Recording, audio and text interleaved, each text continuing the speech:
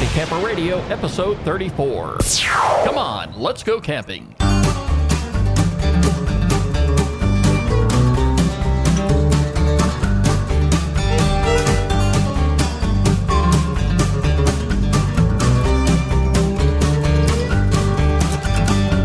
Welcome back, my friends, to another episode of the Happy Camper Radio Show, the only place you need to be when you're ready to talk camping. Camping is what we're about. Camping is all we talk about. Our phone number here is 404-537-CAMP. You can like us on Facebook, follow us on Twitter at Camp Talker, and add us to your circles on Google+.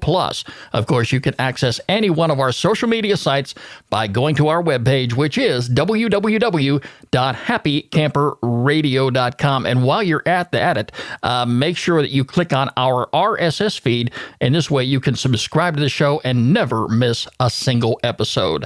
I am flying solo again here. Daniel is out of pocket, so to speak, but he'll be back with us again next week. I am preparing to head out the door here tomorrow morning early. I'm recording the show on Thursday, and I am going to be heading up to a wonderful weekend camping trip, and I know I've been beefing it up here for the past few weeks, but that time has come, and, you know, I got to admit, the temperatures outside right now in the North Georgia mountains are below freezing. And this is interesting because a couple of the guys who I normally camp with have already gone up there. There were a couple of them that went up last Tuesday. So I am really excited to find out what their camping experience was like ever since Tuesday. And I'm going to bring some podcast gear with me, and hopefully I'll grab a couple of interviews while I'm up there, because it's going to be very interesting to hear what they have to say and whether or not they're fibbing to us or telling us the truth. We'll find that out. Let's go ahead and get our campfire lit right now. Everybody pull their camping chair right up to the fire. Your camping chair, or if you've got one of those wonderful recliners like I have, you can just melt inside that. Believe me, you sink into one of those chairs, you just do not want to come out. Anyway, it's something I wanted to share with you last week on the show before we ran out of time. Now, Daniel knows me as far as a camper better than anybody. He knows that I'm a perfectionist. When I prepare everything for a camping trip, I make sure that everything is in place right by the door, so when the time comes for me to load it up into the truck, I'm good to go. And that also includes going to the grocery store to buy my provisions. Now, last October, when I went camping, I went in the grocery store, and I planned to be out of there in just a couple of minutes because I had my list in front of me. I knew exactly what I was looking for. I knew what aisle it was in. And I stopped for a moment and realized, you know something? When I get up in the morning Saturday, normally I throw on a pot of coffee unless somebody is up before me and they already get that done. But something I have not had in a very long time, and that is a very hot cup of apple cider. How wonderful would that be on a very cool or cold Saturday morning in the mountains?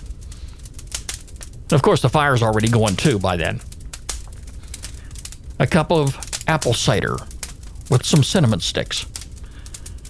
That thought came over me, and I rushed right away to the refrigeration aisle, and do you know, I could not find for the life of me apple cider anywhere in the grocery store. In fact, I stopped at 2 other locations before I went to the mountains, and nobody had apple cider. Is this a seasonal thing, I wonder? Anyway, Betty Crocker here at the house went ahead and turned me onto a location nearby, and after the show today, I am going to head right on over there because I want to make sure that I have apple cider on the menu for Saturday morning. Now, if that doesn't work out, something else I haven't had in a while is hot chocolate. How many of you wake up in the morning at camp, regardless of what time of the season you go camping, and warm up next to the fire with a cup of hot chocolate? And I'm not talking about the instant kind. I'm not talking about the kind that's in a package you add to hot water. I'm talking making this from scratch. Put a pot on the stove, put milk in that pot, heat that milk up, and adding some powdered chocolate to it and stirring it up. Put that in a nice big cup, Put a shot of whipped cream on top. Doesn't that sound great? Anyway, that's my plans here for Saturday. I'm either going to have hot chocolate or I'm going to have apple cider, and I'm going to put coffee on the back burner maybe till Sunday morning. But that's my plan, and I hope it all works out very well. But this is going to be a great weekend to go camping. And tell us what your camping plans are all about. You can call us anytime here at the Happy Camper Radio Show, or you can email us by going to our webpage, or you can email me, Skip, S-K-I-P, at happycamperradio.com, or Daniel at happycamperradio.com. We're always delighted to hear from our listeners. I have got a great topic of the week here on the show, one I think you are going to enjoy.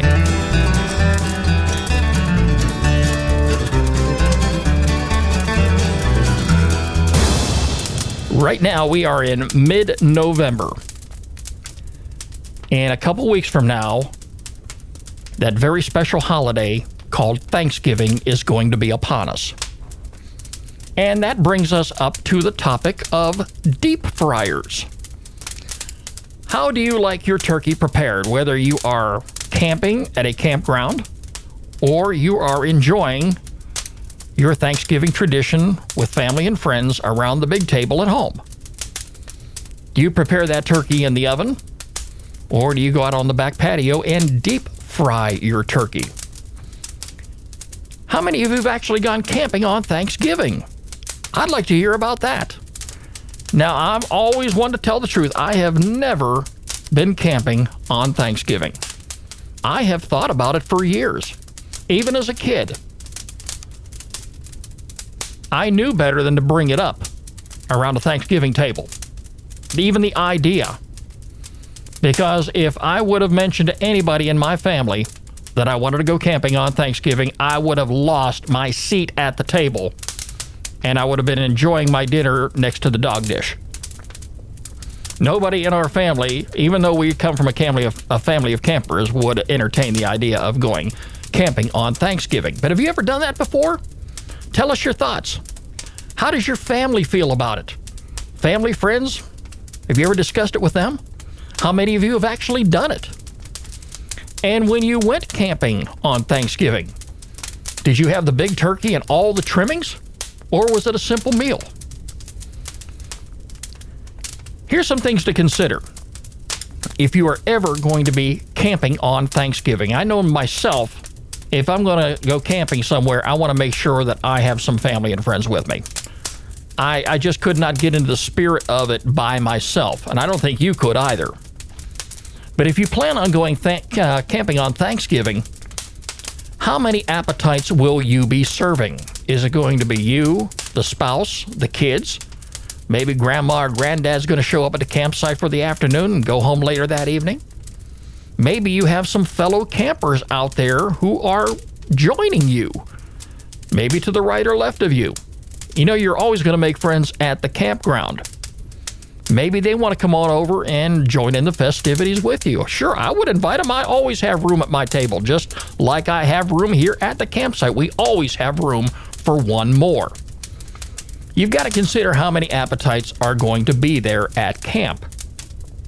This will also mean that you will be packing away extra food to bring along with you. And that means packing some extra ice, because there are definitely going to be some perishable items. You're going to be packing away the ingredients as well, and the spices. I mean, that's if you're going to be doing it upright. If you're going to have the full-blown Thanksgiving dinner at camp, yeah, you're going to want to pack all that stuff away in a camping box, maybe in your spare cooler, like we talked about the other day. I have now a cooler for my dry goods, and I've got a cooler for the perishable items. So you're going to be packing away a lot of stuff. You're also going to have to consider, too, the size of the turkey, depending upon how many people you are going to be serving at the campground. Then ask yourself this question: how are you going to prepare it? There's a number of ways to prepare turkey. And did you know, depending upon what part of the world you live in and nearby cities that you may be in, there may be situations where you have grocery stores that are open on Thanksgiving that can prepare that turkey for you. I know we have one right up the street that is open 24 hours a day, even on the holidays. And if I was here at the house and wanted a turkey and didn't want to go through the bother of popping it in the oven, I could always go up there and maybe spend a little bit of extra money and have them prepare my turkey for me. That's always an idea.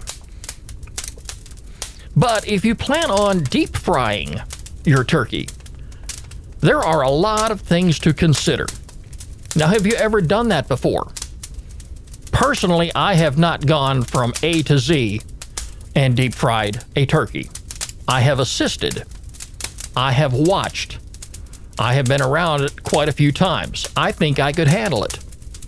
But if you have never deep fried a turkey before, there are some things you want to consider right from the very start.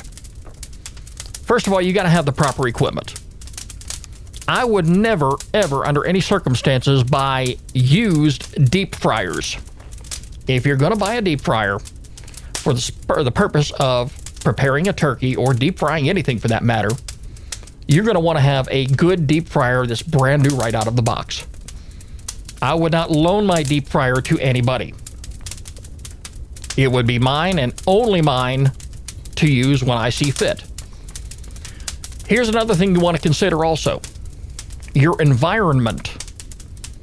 Does the campground that you are camping in going to allow you to use a deep fryer on their property, whether it be a private campground or a public campground?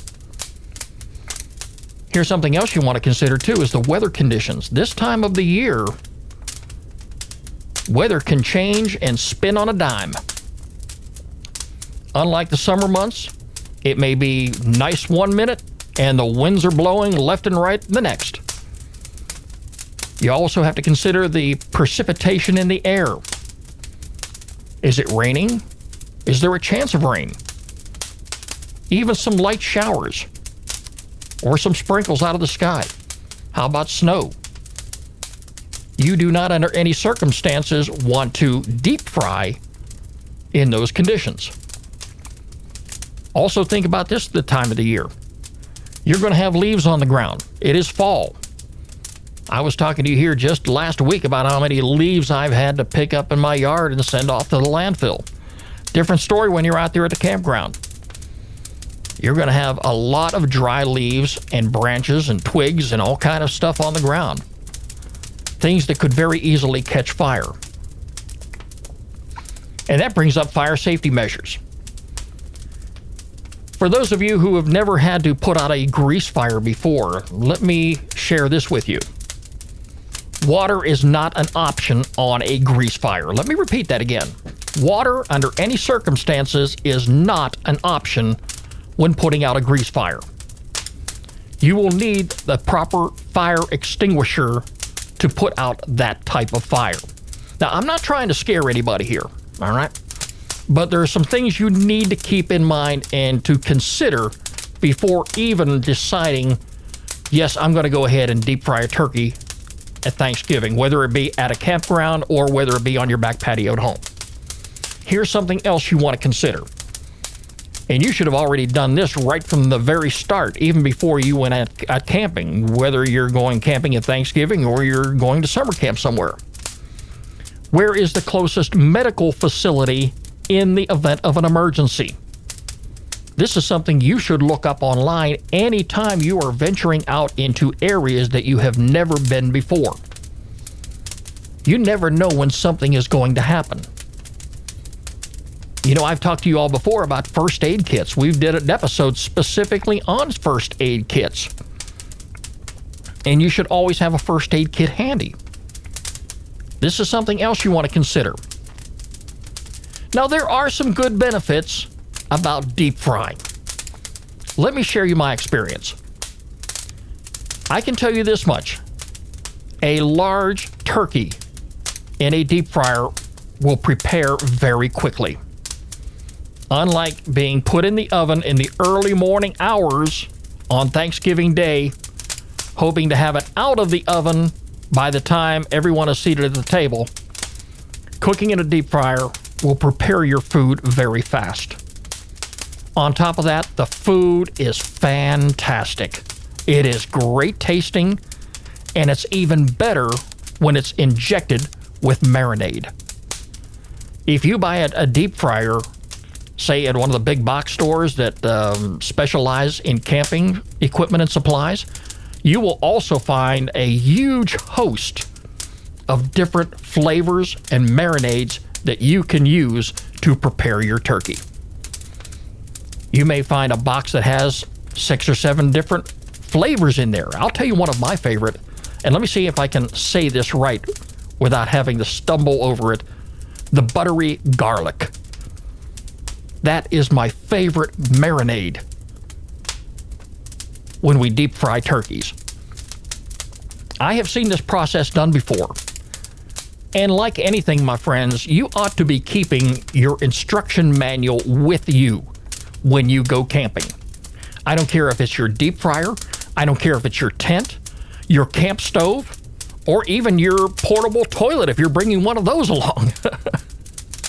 You ought to keep your instructions handy and the manufacturer's recommendations always within arm's reach. And if you've got one of those waterproof containers, one of those big plastic totes like I have that I carry everything in fact, I carry about 2 or 3 of them with me, but they're very well organized. Yes, you're going to find manuals in there. And if you're going to be deep frying while you're out there camping, you ought to have that manual with you in case you need to refer to it. You know, I brag about safety all the time. And you can never go wrong by following instructions. Now, when I had a turkey deep fried, the last time I had a turkey deep fried, I stood there and I watched the process. If you know how to properly inject that turkey, I'm talking in the shoulders and the chest area, and you do it right, you're going to have a great tasting bird when it comes out of that pot. But here's also some other things you need to consider too. Cooking oil is extremely flammable. Let me repeat that. It is extremely flammable and very, very dangerous. Temperatures with cooking oil can reach 400 degrees. That is hot. It can cause some very, very serious burns that could scar you for life. Never, under any circumstances, will you want to allow water to come in contact with hot oil. Even when you're preparing your pot, before you put it down on top of the burner, before you put that cool oil in that's about to turn hot, you want to make sure that that pot is completely dry inside and out. You never want to allow water to come in contact with the oil. It expands quickly. It can cause oil to splatter. And it can also cause serious bodily injury. Safety is first and foremost under any circumstances. Now, if you have young children, you need to be extra precautious. Use extra caution, should I say. Because, you know, young children are inquisitive. If they're very young, they like to get into all kind of different things. They like to get themselves in trouble, too. I would not want to prepare a turkey in a deep fryer if I also had the responsibility of watching my kids. You can't do both at the same time. You're going to have somebody with you. You're going to have somebody watching them at all times. And frankly speaking, you really need to be the only person in the vicinity of that deep fryer. You know how whenever you're camping and you're splitting firewood, if you remember back in the Boy Scout days, if you had the axe in your hand and you were chopping wood, there was an area that was already roped off, and everybody knew that you did not go inside that area that was roped off as long as somebody was inside there chopping wood. I would say the same thing needs to occur if you are going to be deep frying, whether it's at home or at a campground. Nobody should be anywhere near you. It's not worth anybody getting hurt. Here's another thing. Make sure that you have your fire extinguisher close by. It should always be within arm's reach in case you need it. Make sure the turkey is completely thawed. Very, very important. Your turkey must be completely thawed before you even consider deep frying it. You also need to educate your small children. Again, monitor their whereabouts at all times. Keep them at a safe distance. And those manufacturer instructions, folks, again, you need to follow them to the very letter. Keep that manual somewhere close by, whether you are using it at home or using it anywhere out in the campground. And never deep fry when it's raining or snowing. Even the slightest drop of rain gets into that hot oil. At 400 degrees, that oil is going to splatter. And if you're nearby and you're within range, you could get hit. And believe me, you will feel it. It's not worth getting hurt over, okay? I know you're saying to yourself, wow, what am I going to do? Okay, here comes the rain, here comes the snow.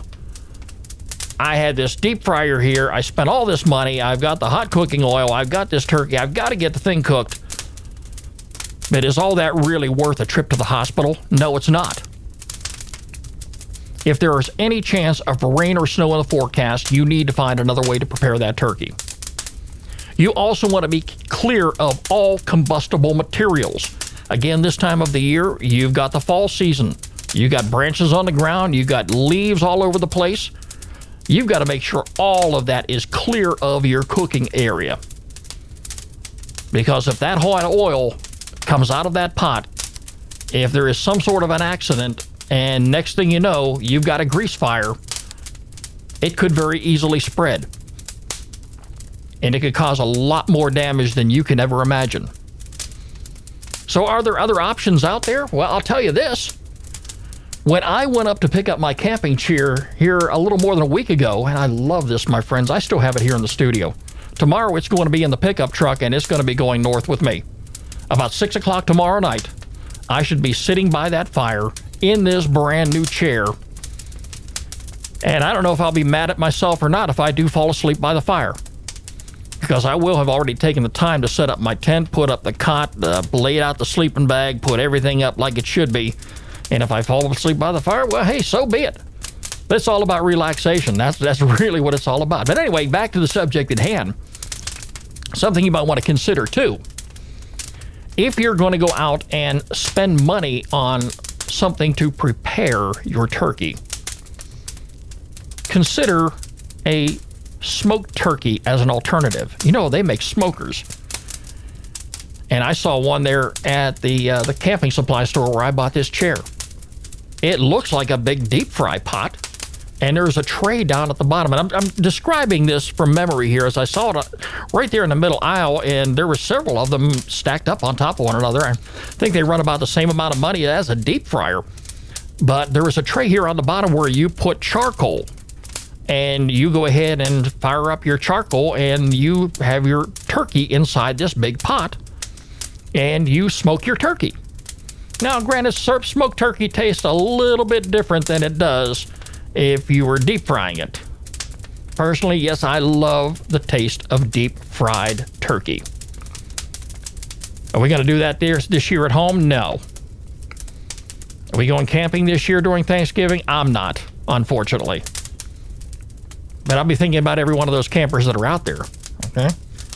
But anyway, you know, if you're considering deep frying as a way to prepare your turkey this Thanksgiving, whether you are at camp or whether you are going out there on the road at a campground, and again, check with your local campground that you're going to be camping at, whether it be a public campground or your private campground, and make sure that that type of activity is permissible before you venture out.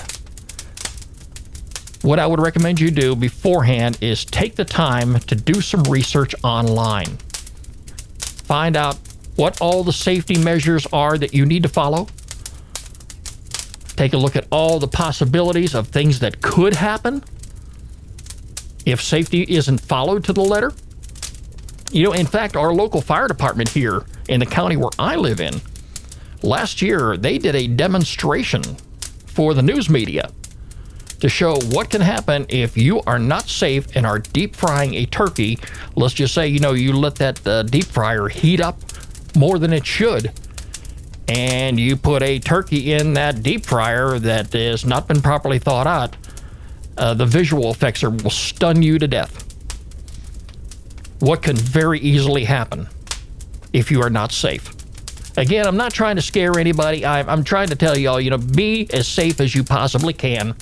Follow every safety measure to the absolute letter, and you can't go wrong.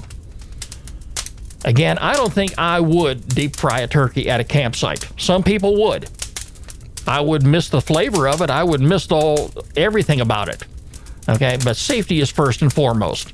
Smoked turkey, I can live with that. Okay, but that's what we're talking about today is deep fryers here on the Happy Camper Radio Show. I want to also remind you, too, that you can find our show on a number of different outlets, including iTunes, Stitcher, Podbean, MyroGuide, and the BlackBerry podcast directories.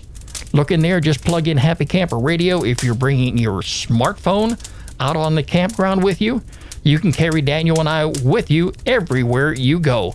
And what better program to listen to on a camping trip than Happy Camper Radio? It is time for our featured campground of the week here on the Happy Camper Radio Show.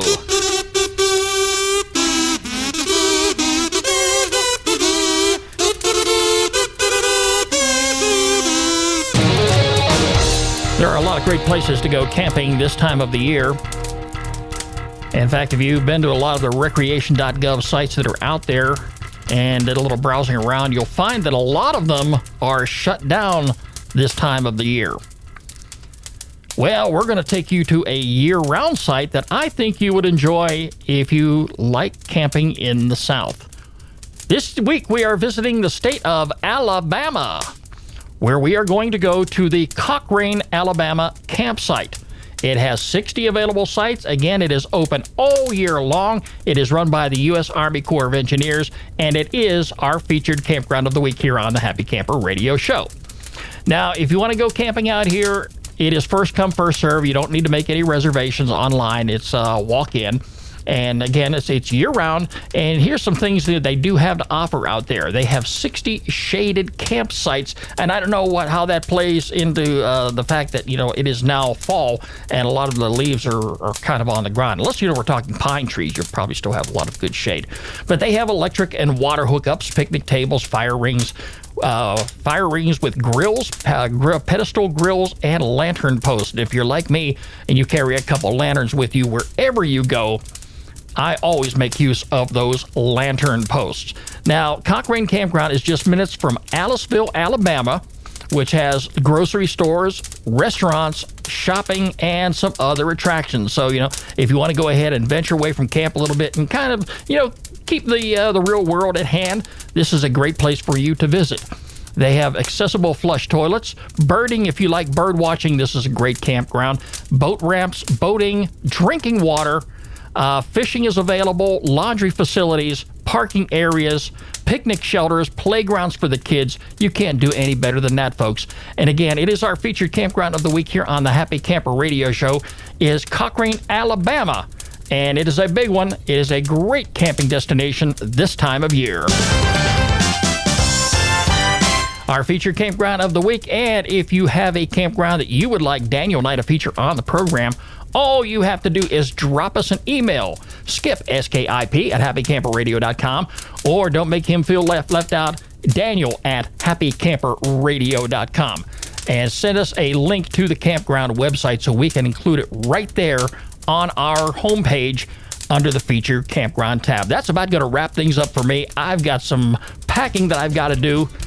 I've got a lot of things, in fact, I got to get done here before I head out the door early in the morning. And I'm going to be interviewing a couple of those guys up there, like I say, and hopefully we'll get some of the truth out of them about how their nights went since Tuesday, since it's below freezing. The Happy Camper Radio Show is a presentation of Skip Huber Productions. I'm Skip. I am a happy camper.